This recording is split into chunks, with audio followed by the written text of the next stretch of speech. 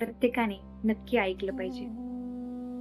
ज्यांना गुरुविषयी जाणून घ्यायचं आहे त्यांच्यासाठी आषाढ शुद्ध पौर्णिमेला म्हणजे या तिथीला आपण गुरुपौर्णिमा म्हणून गौरवितो.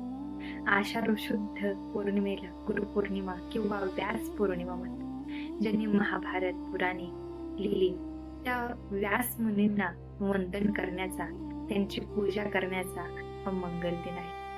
त्यांच्या एवढे श्रेष्ठ गुरुजी आचार्य अद्याप झालेले नाही अशी आपली श्रद्धा आहे. अशा या आचार्यांना साक्षात देवाप्रमाणे मानावे असे शास्त्रात कथन केले आहे. एवढेच नव्हे तर महर्षी व्यास हे भारतीय संस्कृतीचे शिल्पकार आणि मूलाधार मानले जातात. ज्या ग्रंथात धर्मशास्त्र, नीतिशास्त्र, व्यवहारशास्त्र आणि मानसशास्त्र आहे असा सर्वश्रेष्ठ ग्रंथ त्यांनी लिहिला. ज्ञानियांचा राजा म्हणून ज्यांना मानतात त्या ज्ञानदेवांनी सुद्धा ज्ञानेश्वरी लिहिताना व्यासांचा मागोवा घेतो असे म्हणून सुरुवात केली. व्यास पौर्णिमेच्या दिवशी ओम नमोस्तुते व्यास विशाल बुद्धी अशी प्रार्थना करून त्यांना प्रथम वंदन करण्याचा प्रघात आहे, परंपरा आहे. आपल्या देशात रामायण महाभारत काळापासून गुरु शिष्य परंपरा चालत आली आहे. आपण ज्यांच्याकडून विद्या प्राप्त करतो, मिळवतो त्याच विद्येच्या बळावर आपण सर्वांचा उद्धार करीत असतो. अशा या गुरूंना मान देणे, आदराने कृतज्ञता व्यक्त करणे हे आपले आद्य कर्तव्य. महर्षी व्यासांपासून अशी प्रथा रूढ झाली ती आज मितीपर्यंत. या दिवशी शिष्य आपल्या गुरूंची पंचोपचारिक पूजा करतो, आपल्याला मिळालेल्या कृपादानाबद्दल कृतज्ञता व्यक्त करतो आणि पुढील वाटचालीसाठी आशीर्वाद करतो. वेगवेगळे पंथ व संप्रदाय हा ईश्वर भक्तीकडे जाणारे मार्ग शोधतात. मोक्ष पारमार्थिक या दिवशी भक्तिभावाने गुरुचे पूजन करतात, गुरु दक्षिणा देऊन कृतज्ञता व्यक्त करतात. खरं गुरुपूजन, खरी गुरुपूजा म्हणजे गुरूंनी आपल्याला जे ज्ञान दिले आहे, जो बोध केला आहे ना, तो जी शिकवण दिली आहे त्याचे प्रत्यक्ष आचरण करणे, सद्गुरूंनी दाखवून दिलेल्या साधना मार्गाचा अभ्यास करणे, त्याचा शब्द चालवणे म्हणजे खरे गुरुपूजन. गुरूंच्या उपकाराने आपले मन कृतज्ञतेने भरून येते तेव्हा आपल्या तोंडातून श्लोक बाहेर पडतो.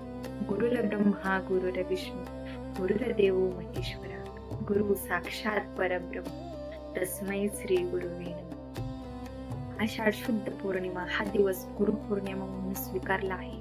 त्यानिमित्त महर्षी व्यासांनी वेदाचे 4 भाग, 6 शास्त्रे, 18 पुराणांच्या रचना करून मानवी जीवाला संपन्न केले आहे. या सर्वांतून भगवंताचे गुणगान, त्यांचे यशगान करीत मनुष्याला जीवन जगण्याचे मार्गदर्शन केले आहे. या अमूल्य कार्याची कृतज्ञता म्हणून भारतीय पूर्वसुरींनी व्यासांचे पूजन या दिवशी केल्यामुळे या दिवसाला व्यास पौर्णिमा अथवा गुरुपौर्णिमा असे म्हणतात. गुरु 2 प्रकारचे असतात, एक गुरु एक सद्गुरू.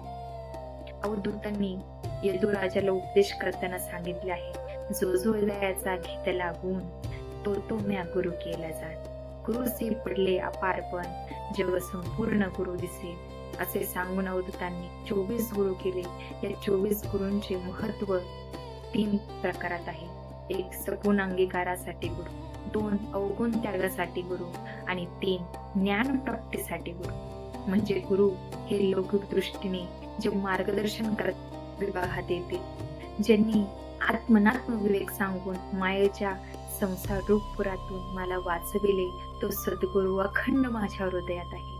म्हणून माझे या विवेकावर प्रेम आहे, आदर आहे, ज्यामुळे डोळ्यात अंजन घातले असता दृष्टीचे तेज वाढते, त्या दृष्टीने भूमिगत धन दिसू लागते, दडलेले ज्ञान स्पष्ट दिसू लागते. ज्याप्रमाणे हाती चिंतामणी लागल्यास मनुष्याचे सदा सर्वदा मनोरथ पूर्ण होतात. गुरुचरित्र या ग्रंथात श्री गुरूंच्या लीलांचे वर्णन असले तरी गुरूंच्या ध्यानाचे, सेवेचे आणि भावेचे पूजनाचे महत्व सांगितले आहे. कलीने ब्रह्मदेवांना गुरु शब्दाचा अर्थ विचारला तेव्हा ब्रह्मदेवाने सांगितलं की ग कार म्हणजे सिद्ध होय आणि र कार म्हणजे पापाचे दहन करणारा. ओंकार म्हणजे विष्णूचे अव्यक्त रूप. तसेच गुरु हाच ब्रह्मा, गुरु हाच विष्णू आणि गुरु हाच महेश, हे त्याचे त्रिगुणात्मक रूप आहे. या पलीकडे जो परब्रह्म तत्व आहे ते जाणण्यासाठी गुरूंचा आश्रय घ्यावा लागतो. ईश्वर जरी प्रसन्न झाला ना तरी त्यांना ओळखण्यासाठी गुरुच असतो, व गुरु स्वतः प्रसन्न झाला तर ईश्वर आपल्या अधीन होतो. आपण कोणाचे तरी शिष्य आहोत या भावनेत एक कृतज्ञता वाटते.